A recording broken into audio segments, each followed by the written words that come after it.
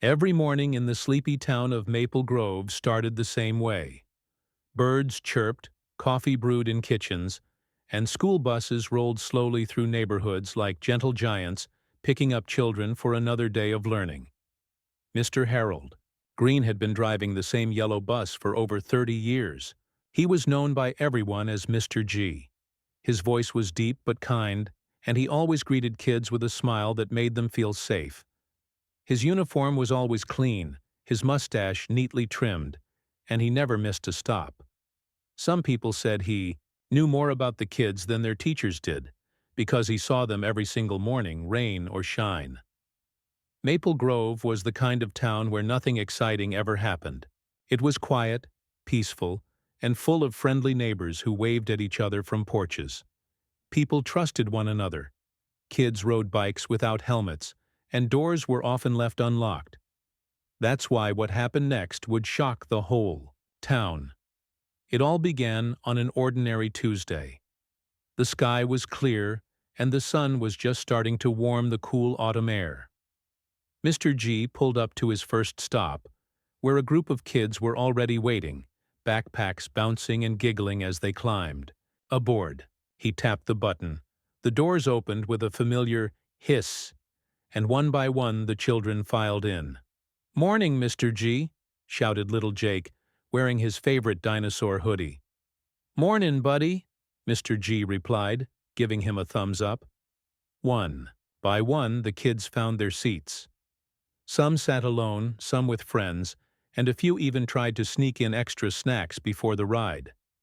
At the second stop, a few more kids joined, then another stop, and another. Each time the pattern repeated. Open the door, let the kids in, close the door, move on. But something felt off today. At one of the stops near Willow Lane, Mr. G noticed someone missing. Emily Carter wasn't there. Emily was a quiet girl. Not shy exactly, just thoughtful. She had big brown eyes and long hair she usually tied into a messy ponytail. She wore glasses and always carried a small stuffed bunny named Mr. Snuggles. She loved reading books and drawing pictures of animals during the ride. She always sat in the same seat, third row on the right side, and she always gave Mr. G a small wave when she got on. He liked her. She reminded him of his granddaughter who lived 2 towns away. He looked around the street. No sign of her. He waited a few extra seconds, just in case. Maybe she was running late. But the road stayed empty. Finally, he pressed the button, and the doors closed with a soft whoosh. The bus rolled forward again, but Mr. G couldn't shake the feeling in his gut. Something was wrong. Back at the Carter home, things were far from normal. Emily's house was a cozy blue house with a white picket fence and a swing in the backyard. Inside, however, it was anything but peaceful. Emily was hiding under her bed, clutching Mr. Snuggles tightly. Her heart was pounding so hard she could hear it in her ears. She was trying not to cry, but tears slipped out anyway. Outside her bedroom, door yelling echoed through the hallway. Then came the crash of something breaking. A glass? A vase? She didn't know. Her mom was screaming, "No, please don't do this." Then a man's voice, deep, angry, and too close for comfort. "You think you can leave me? You think I'll let you take my daughter?" Emily buried her face in Mr. Snuggles and squeezed her eyes shut. She wanted to disappear. She wanted to be anywhere else. This wasn't supposed to happen. Her dad had promised he wouldn't come back. Her parents had gotten divorced a year ago. Her mom had told her it was for the best, that they would be safer now, that they didn't have to be scared anymore. But somehow, he had found them. Emily heard a loud thud, followed by silence. She peeked out from under the bed. The hallway was empty. Then she heard her mom moan softly. That sound made Emily's stomach twist. She crawled out from under the bed and tiptoed to the door. "Mommy?" she whispered. No answer. She opened the door just enough to see down the hall. There, lying on the floor, was her mother. She wasn't moving.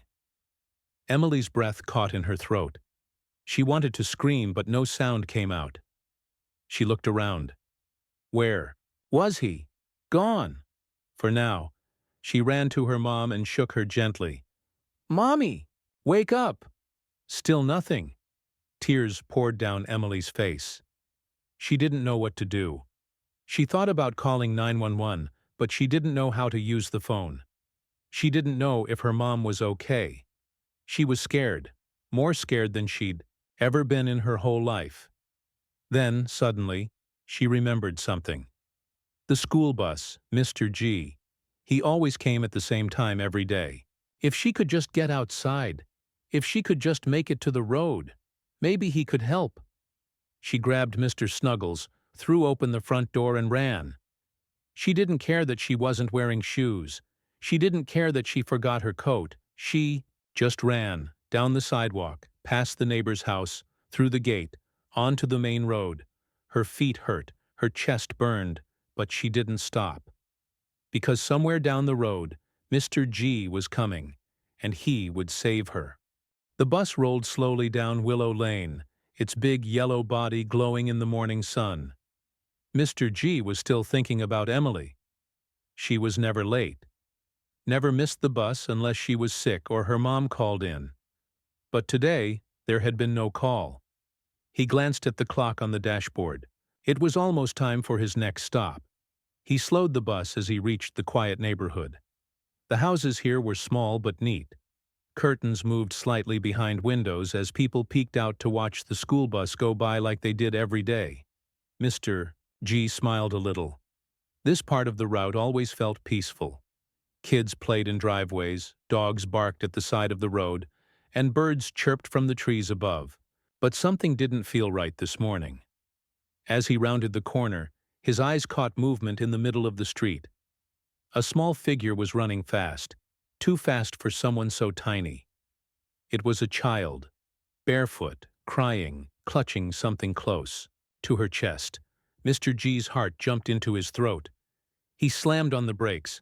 The bus came to a sudden stop with a loud screech. The kids inside gasped and grabbed their seats. "What's going on?" one boy asked. "Is everything okay?" another whispered. But Mr. G didn't answer.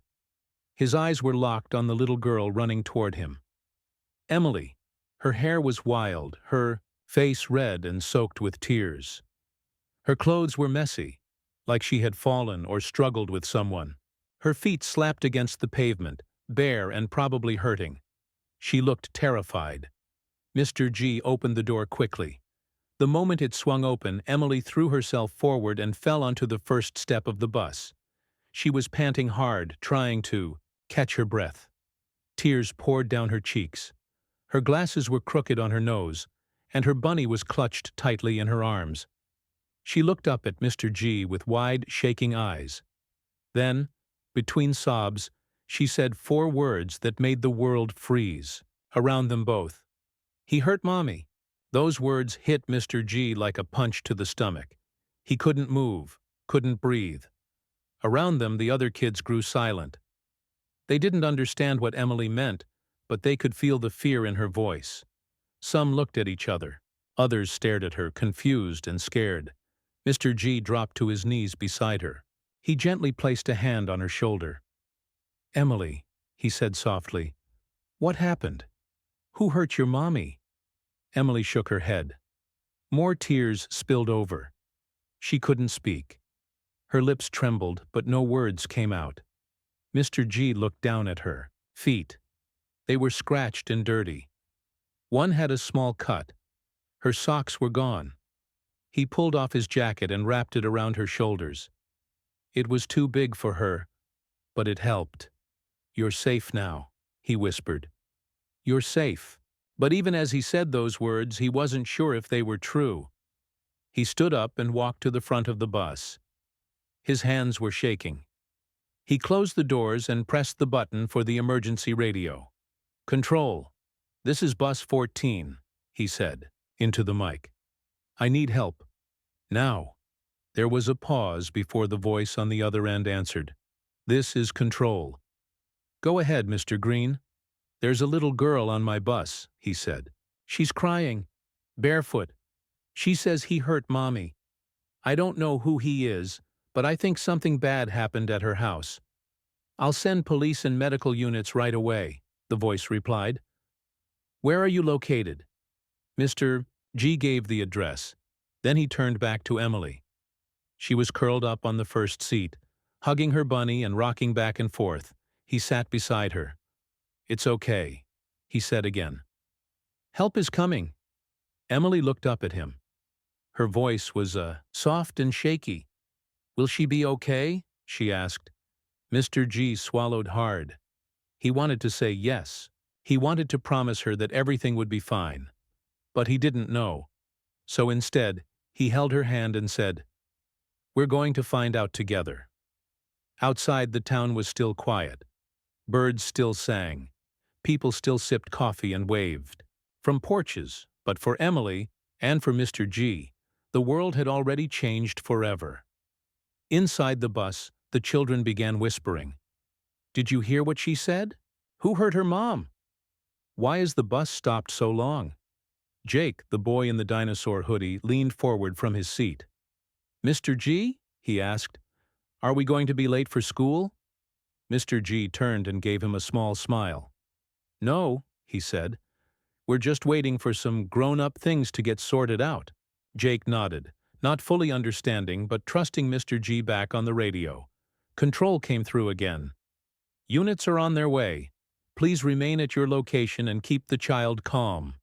Mr. G confirmed and set the radio aside. He looked at Emily. Again. Her breathing was slowing, but her eyes were still full of fear. Do you want to tell me what happened? He asked gently. Emily shook her head. Not yet, she whispered. That's okay, Mr. G said. Whenever you're ready. Minutes passed like hours. Then, far in the distance, they heard it. Sirens. Red and blue lights flashed around the corner. The police were coming, paramedics were coming. And soon, someone would go to Emily's house to check on her mommy. Mr. G took a deep breath. Whatever had happened, it wasn't over yet. But for now, Emily was safe. That was all that mattered. The sirens grew louder as 2 police cars turned onto Willow Lane. Their red and blue lights spun wildly, flashing across the quiet neighborhood. A few neighbors stepped out of their houses, curious and confused. It was rare to see so many police. Cars on a school morning. Mr. G stood near the front of the bus, still holding Emily's hand. He watched as the officers climbed out of their cars and walked quickly toward the bus. One of them, Officer Martinez, knocked gently on the door. Mr. G pressed the button. The doors opened with a soft whoosh. Officer Martinez stepped inside. He had kind eyes and a calm voice. Morning, he said softly. I'm Officer Martinez. I hear we have someone who needs help. Emily looked up at him from her seat. Her face was pale. Her lips were trembling. She didn't say anything. She ran down the street barefoot, Mr. G explained quietly. She said, He hurt Mommy. Martinez's face changed. His smile faded. He nodded slowly. Okay, he said. Thank you for calling us. He sat down beside Emily. He lowered himself so he was at her eye level. Hi there, he said, gently. My name is Officer Martinez. You're very brave for getting help. Can you tell me your name? Emily sniffled. Emily, she whispered. That's a nice name, he said. Can you tell me what happened this morning?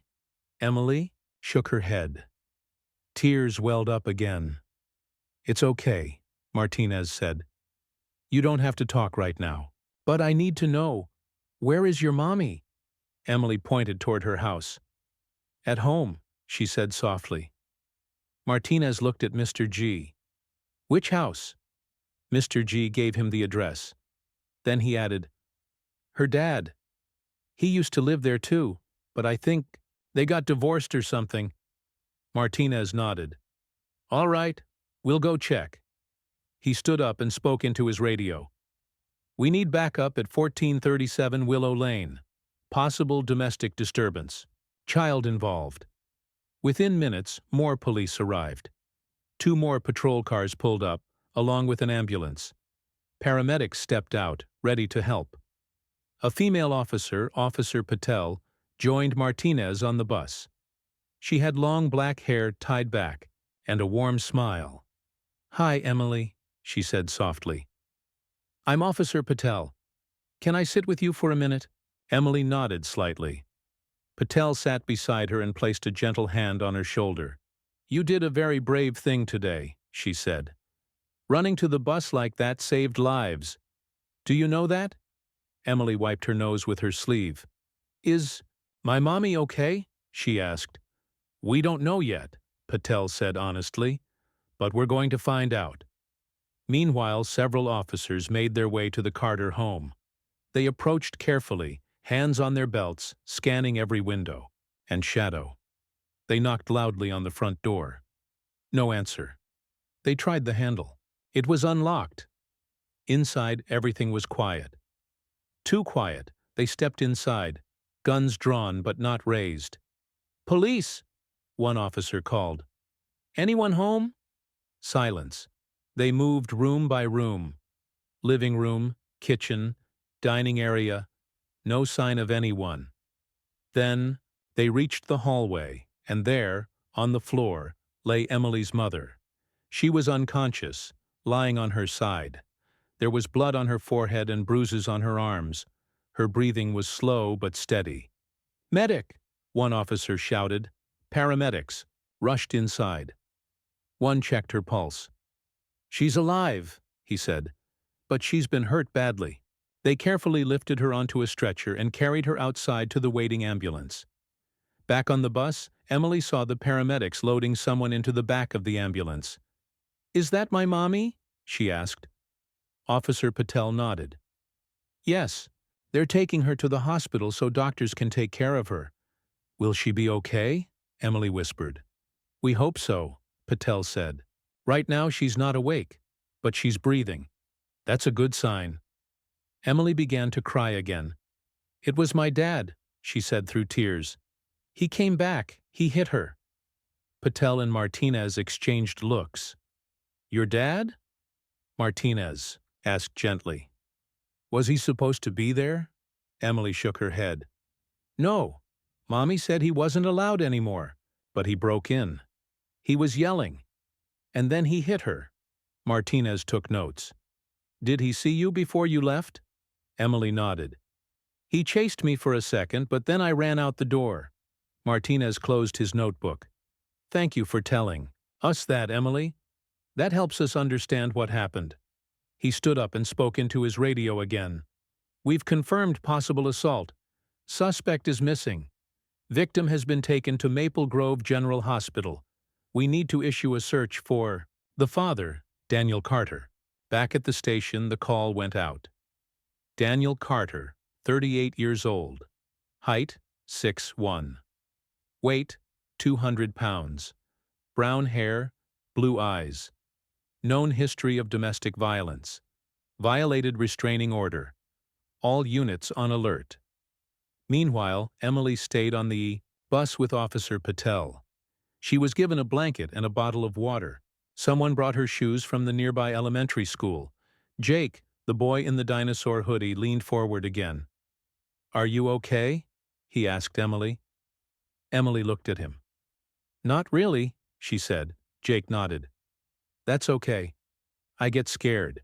Sometimes, too." Emily gave a small nod. Back at the hospital, Emily's mom was being treated. Doctors worked quickly. IV lines were hooked up. Monitors beeped around her. Nurses cleaned her wounds and checked for broken bones. The doctor looked at the nurse. "She's lucky," he said. "This could have been worse."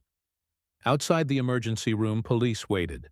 They needed to speak to her as soon as she woke up. Back on the bus, Mr. G sat silently, watching over Emily. He felt helpless. He wanted to do more, but all he could do was stay with her. After a while, Officer Patel turned to Mr. G. She says, "You're the reason she made it out," she said. Mr. G blinked. "Me?" "She remembered your schedule," Patel said. She knew if she could make it to the road, you'd come. And you did." Mr. G looked at Emily. She was staring out the window, watching the world pass by. "I just drove the same route I always do," he said quietly. "But today it meant everything to her," Patel replied. Around them, the neighborhood buzzed with activity. Reporters had started arriving.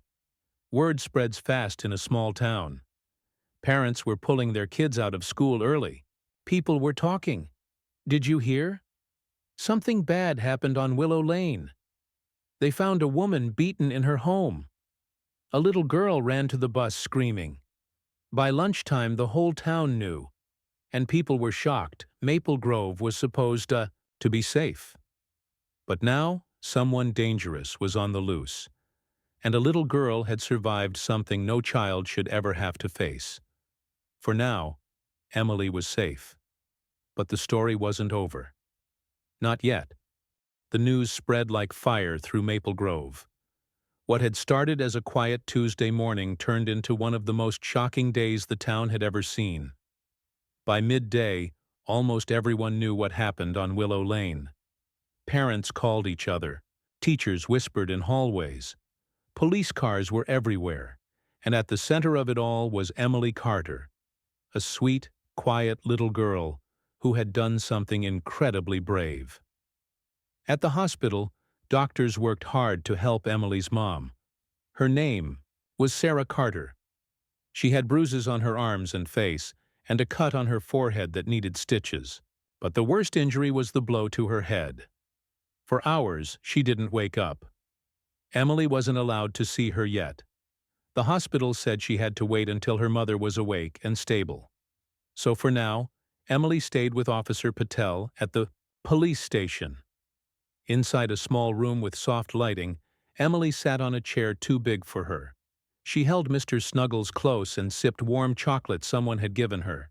Across from her sat Detective Ramirez, a kind man with glasses and a gentle voice.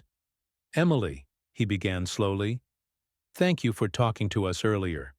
I know it was hard." Emily nodded. Her eyes were tired but wide with fear. "We need to understand more about what happened this morning," Ramirez said. "Can I ask you a few more questions?" Emily looked at Officer Patel beside her. Patel gave her a small nod. Emily took a deep breath and whispered, "Okay." "Did your dad live with you and your mom before?" Ramirez asked. Emily shook her head. "Not anymore. He used to, but they got divorced. Mommy said we weren't safe with him." "When did he leave?" Ramirez asked. "A year ago," Emily said softly. "He went away. Mommy said he couldn't come back unless the judge said it was okay." "And did the judge say it was okay?" Ramirez asked. Emily shook her head again. "No, Mommy showed me the paper. It said he couldn't come near us, but he did anyway." Ramirez wrote everything down. Then he asked, "Did he hurt your mommy badly?" Emily's lip trembled. "Yes, I heard them yelling. Then I heard something fall. Then she stopped talking." Ramirez paused. He looked at Emily with soft eyes. "You're very brave, you know that?" Emily looked down. "I just wanted to get help." "You did," he said. "And because of that, your mommy is alive." Back at the hospital, Sarah finally opened her eyes. She blinked slowly, trying to focus. Machines beeped around her. The smell of medicine filled the air.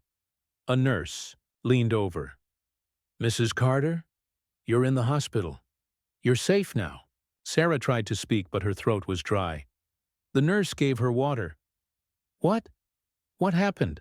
Sarah asked weakly. "You were hurt at home," the nurse said gently. "But you're going to be okay. Your daughter saved your life." Sarah's eyes widened. "Emily!" "She ran out of the house and got help," the nurse said. "She's safe now." Sarah closed her eyes, tears slipping out. Relief and fear mixed inside her. "I thought I lost her," she whispered. Just then, Detective Ramirez walked into the room. He had a notebook in his hand. "Mrs. Carter," he said gently, "I'm glad you're awake. We need to talk." Over. The next hour, Sarah told Ramirez everything. She explained how Daniel, her ex-husband, had been violent before the divorce, how he had threatened her, how he had broken things when he was angry, how he wouldn't let her leave. She told how she had gone to court and gotten a restraining order, how she had moved to Maple Grove to start over, how she had changed their phone number and kept their address private. But somehow Daniel had found them. "He came to the house this morning," Sarah said, her voice shaking. "He broke in through the back door. I didn't hear him at first. Then I saw him standing in the hallway." Her hands clenched into fists. "He said he wanted Emily back, that we couldn't leave him, that he was still our family."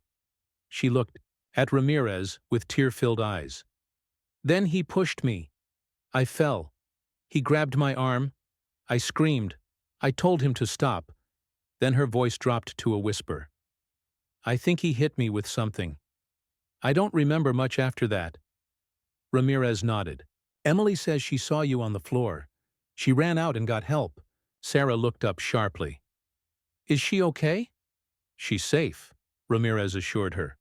"She's with us now." Sarah closed her eyes and breathed deeply. "Thank God." Outside the hospital, reporters gathered. They stood behind yellow tape, holding microphones and cameras. "This is Jennifer Moore reporting live from Maple Grove General Hospital," one reporter said. "We are getting new details about a shocking domestic violence case that has rocked this quiet town." Another reporter spoke into the camera. "Local school bus driver Harold Green is being praised today for responding quickly after a 7-year-old girl ran barefoot to his bus, screaming that her father had hurt her mother." Photos of Mr. G appeared on phones and screens across the town. People shared his story online. "Hero bus driver saves child," read one headline. "Brave girl escapes violent home," read another. Back in Maple Grove, people reacted with shock and sadness. At the elementary school, teachers talked in hushed voices during lunch break. "I can't believe it," said Mrs. Thompson, Emily's teacher. "She always seemed so quiet. I never guessed anything was wrong." In the neighborhood, parents hugged their children a little tighter. "I never thought something like this could happen here," said one mother. "This town is supposed to be safe," said another. Neighbors started organizing. They wanted to support Emily and her mom. One family offered to collect clothes. Another offered to cook meals. A local church set up a donation box. "It takes a village to raise a child," said an old man at the grocery store. "And it takes a town to protect one." Meanwhile, police launched a full search for Daniel Carter. Helicopters flew over neighborhoods. K-9 units searched forests nearby. Roadblocks were set up on highways. Flyers with Daniel's photo were posted everywhere. "Wanted for domestic violence and child endangerment," read the bold letters. At the police station, detectives worked non-stop. They checked security cameras. They interviewed neighbors. They followed leads. One neighbor remembered seeing a man walking fast near the woods early that morning. Another reported seeing someone hiding behind bushes. Detective Ramirez reviewed everything carefully. "We'll find him," he promised. "He won't stay hidden forever." Back at the station, Emily waited nervously. Officer Patel sat beside her. "Your mommy woke up," she said gently. "She's going to be okay." Emily's eyes lit up. "Really?" Patel smiled. "Yes, and she wants to see you soon." Emily hugged Mr. Snuggles tightly. For the first time since the morning, she felt a little hope. Mr. G arrived at the station not long after. He walked in with a bag of snacks and a soft smile. "Hey there, kiddo," he said gently. "Mind if I sit with you?" Emily smiled faintly and scooted over. He sat beside her and handed her a juice box. "Thought you might want something sweet." She took it quietly and looked up at him. "Thank you." "For what?" he asked. "For stopping the bus," she said. "For helping me." Mr. G smiled warmly. "You helped yourself, sweetheart. You were so brave." Outside, the sun began to set. Red and orange painted the sky. The day had been long, painful, and unforgettable. Maple Grove would never be the same. But neither would Emily, or Mr. G, or anyone who heard their story. Because sometimes the bravest heroes are the smallest ones. And sometimes safety comes from the most unexpected places, like a yellow school bus. The next morning, the sun rose slowly over Maple Grove. Birds chirped again. Kids got ready for school. Life tried to go back to normal, but for Emily Carter and Mr. Harold Green, nothing was really the same anymore. At the hospital, Sarah Carter sat up in bed sipping warm tea. Her head still hurt. Her arms were sore, but she was awake. And most importantly, she was alive. A nurse checked her bandages and smiled. "You're healing well," she said. "You'll be able to go home soon." Sarah looked out the window. Her heart felt heavy with worry but also filled with love. "Can I see my daughter today?" she asked softly. The nurse nodded. "Yes, as soon as the doctor says it's okay." Emily had spent the night at a neighbor's house. She was safe, tired, scared, but safe. When Sarah finally saw her daughter walk into the hospital room, she burst into tears. Emily ran forward and hugged her tightly. "I missed you," Emily whispered. "I missed you too," Sarah said, holding her close. "So much."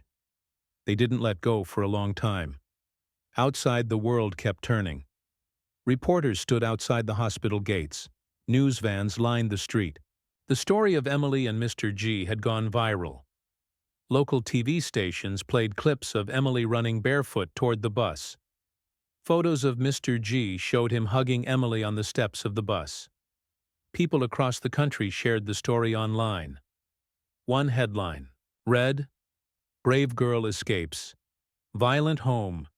Hero Bus Driver Saves Lives." Another said, "7-year-old survivor becomes voice for other children in danger." Back in Maple Grove, people were moved by what had happened. Mr. G became a local hero overnight. He returned to work a few days later, expecting everything to feel normal. It didn't.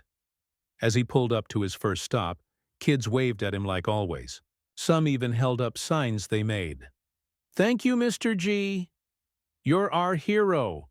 We love you." He blinked back tears. "I just did what anyone should have done," he told the kids, but the town disagreed. That weekend, a surprise awaited him at the school. A crowd of parents, teachers, and students gathered in the parking lot. There was music playing. A banner hung from the school wall. "Thank you, Mr. G, Maple Grove's true hero." A group of kids handed him a giant card signed by everyone in the school. Inside, there was a drawing of Emily running to the bus and Mr. G opening the door. "You saved her," one child wrote. "You gave us hope," another added. Mr. G wiped his eyes. He couldn't speak for a moment. Then he said, "Thank you all. That means more than you know." Meanwhile, Daniel Carter was still missing. Police searched every inch of Maple Grove. They found his backpack hidden in the woods. His phone was turned off. He had disappeared, but Detective Ramirez wasn't giving up. "We will find him," he promised. "We won't let him hurt anyone else." And they did. 2 weeks later, police got a tip. A man matching Daniel's description had been seen near a gas station in a neighboring town. Officers went there quickly. They found him trying to buy snacks. He was arrested without a fight.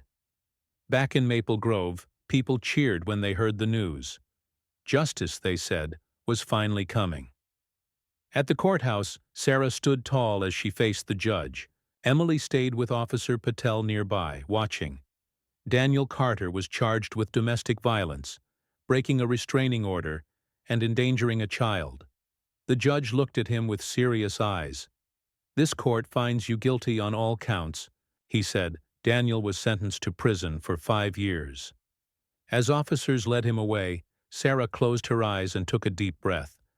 For the first time in years, she felt free. Back at school, Emily returned to the bus. She climbed aboard and gave Mr. G a small wave. He smiled warmly. "Morning, kiddo." She sat in her usual seat, third row, right side, and held Mr. Snuggles close. The other kids welcomed her like nothing had changed. Jake in the dinosaur hoodie waved at her. A girl named Lily offered to share her crayons. But things had changed. Emily was stronger now. She still had bad dreams sometimes. She still flinched when someone raised their voice, but she was learning how to heal. Her teacher helped her talk about her feelings. Her classmates were kind, and her mom never left her side. Together they started going to counseling sessions. "It helps," Emily told Mr. G one day, talking about what happened. "That's good," he said. "Sometimes it's hard, but it's worth it." Emily nodded. "I want to help other kids someday." "You already are," Mr. G said gently, "just by being here." In the months that followed, Maple Grove came together like never before. The town created a new support center for families in crisis. It had counselors, lawyers, and safe places for children who needed help. Mr. G volunteered there on weekends. So did Emily's teacher and Officer Patel. People talked more about safety, about how to recognize danger, about how to protect each other. And the story of Emily and Mr. G lived on. Schools across the state began teaching kids how to call for help. Parents learned the signs of abuse. Communities grew closer. Because of one little girl and one brave man who stopped his bus. Years passed. Emily grew older. She joined the school play. She learned how to ride a bike. She made friends. She even gave a speech at the town fair one year. "My name is Emily," she said into the microphone. "And I used to be scared. But now I know something important." She looked out at the crowd, at her mom, at Mr. G, at the people who had supported her. "I know that no matter what happens," she said, "you are never alone. Someone will always come for you, if you just run fast enough." Everyone clapped. Tears rolled down Sarah's face. Mr. G smiled proudly, and somewhere far away in a quiet classroom or on a lonely road, another child might have heard those words. And maybe, just maybe, they would remember them when they needed help the most, because heroes don't always wear capes. Sometimes they drive yellow buses, and sometimes they're just 7-year-olds with bunny rabbits and big hearts. The end.